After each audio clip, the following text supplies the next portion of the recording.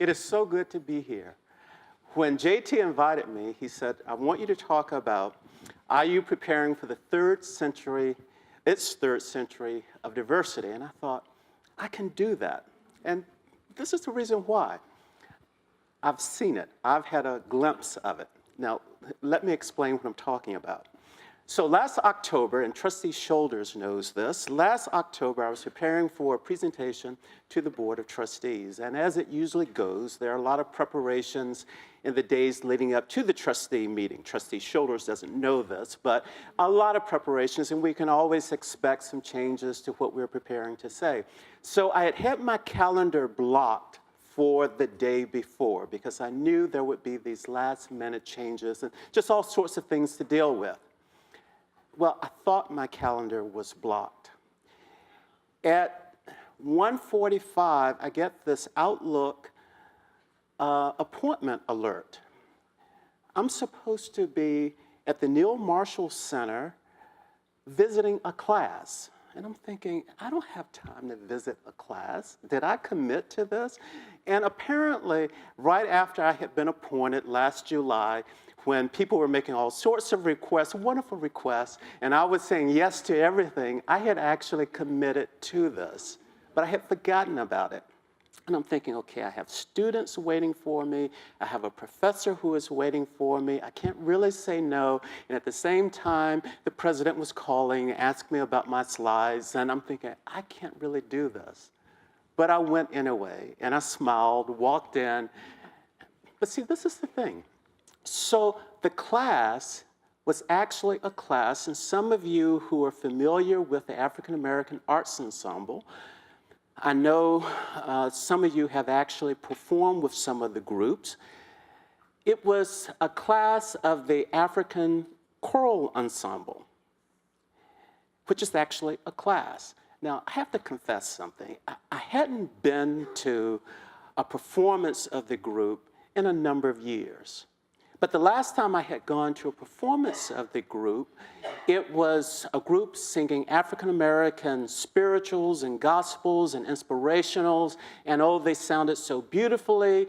And I was expecting to walk in and to see what I had seen many years before during a concert. But I was taken aback as soon as I walked through the door. I didn't see a choir where everyone looked like me. That was what I had seen years prior. But I saw every ethnic and race group represented.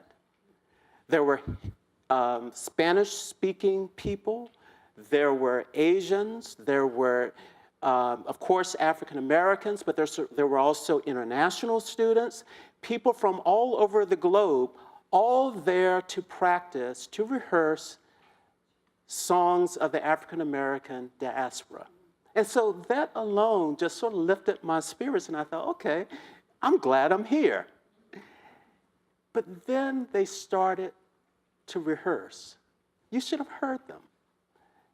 They were all singing so beautifully together. The harmony that they created was just so soothing to me. And on a day when I was feeling all sorts of stresses, it relaxed me, it calmed me, it touched me in ways that I didn't expect to be touched on an afternoon before trustee meeting. I was just in awe at the beautiful music they were performing.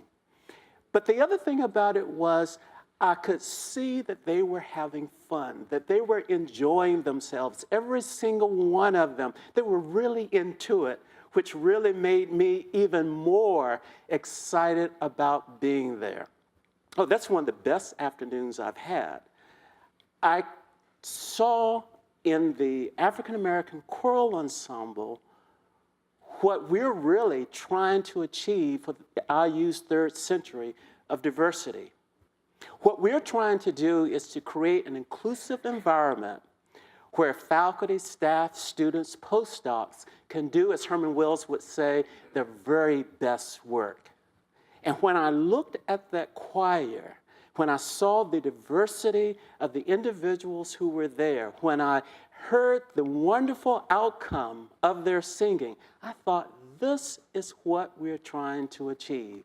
This is it. This is it. So what we have are three priority areas. We identified these early because we wanted to get to work right away.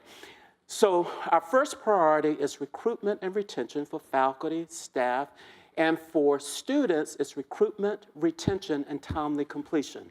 These are important objectives for us, not just for the Bloomington campus, but for all of our campuses. Recruitment and retention, faculty and staff, and recruitment, retention, and timely completion for students. That's priority number one, and we have a lot of different initiatives that we have created around this.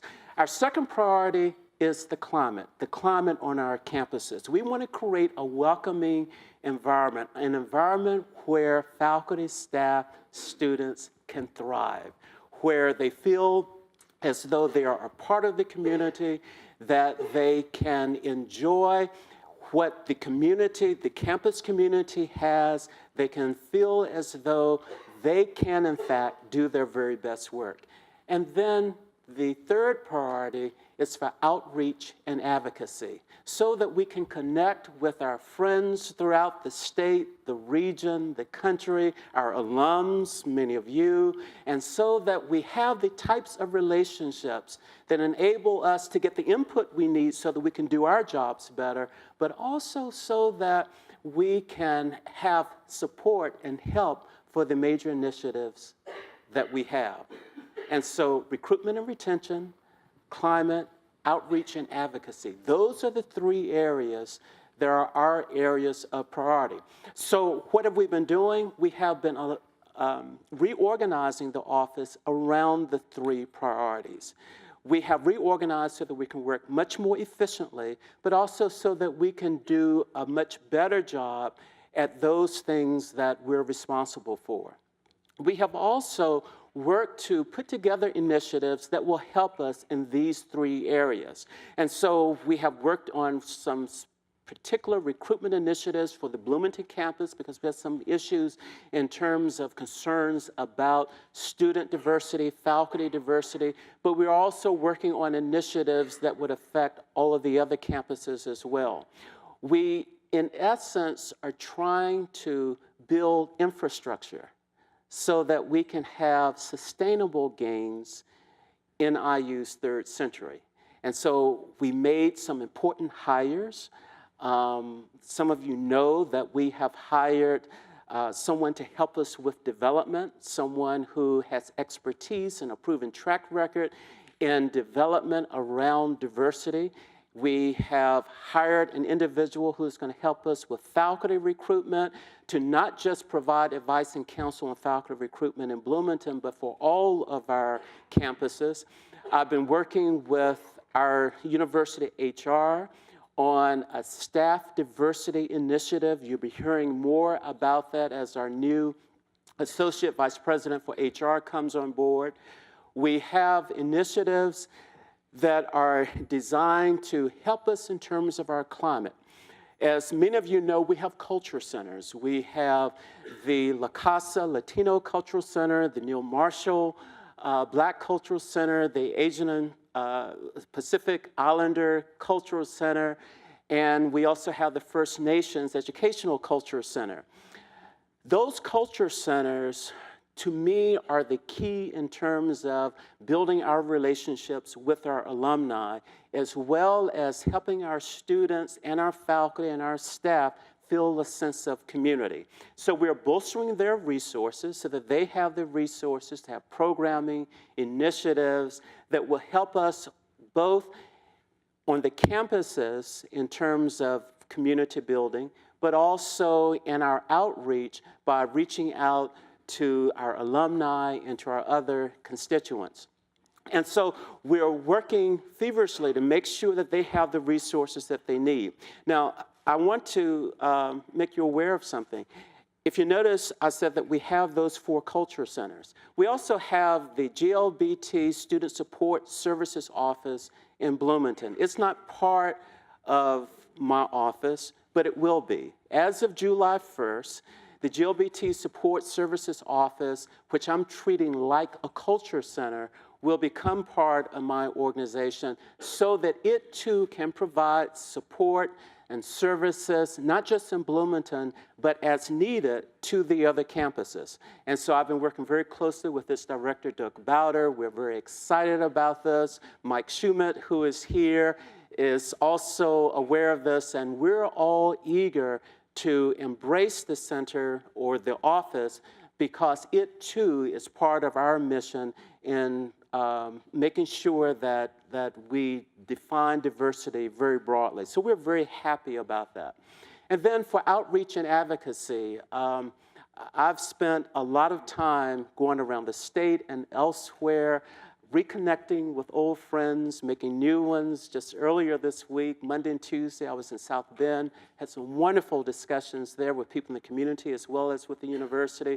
We're doing a lot of this because we want to connect. We want to make sure that we have strong relationships because we know it's with the strong relationships that our other priorities will be met.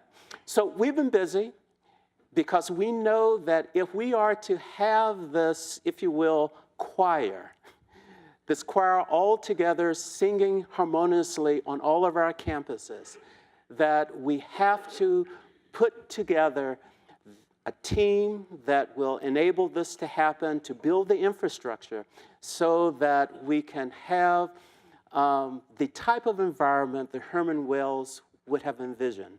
And so I'm grateful that we have the support that we do. We'll be working very closely with the various constituencies, particularly our alumni, so that we not only get your input, but we also get your support and your help.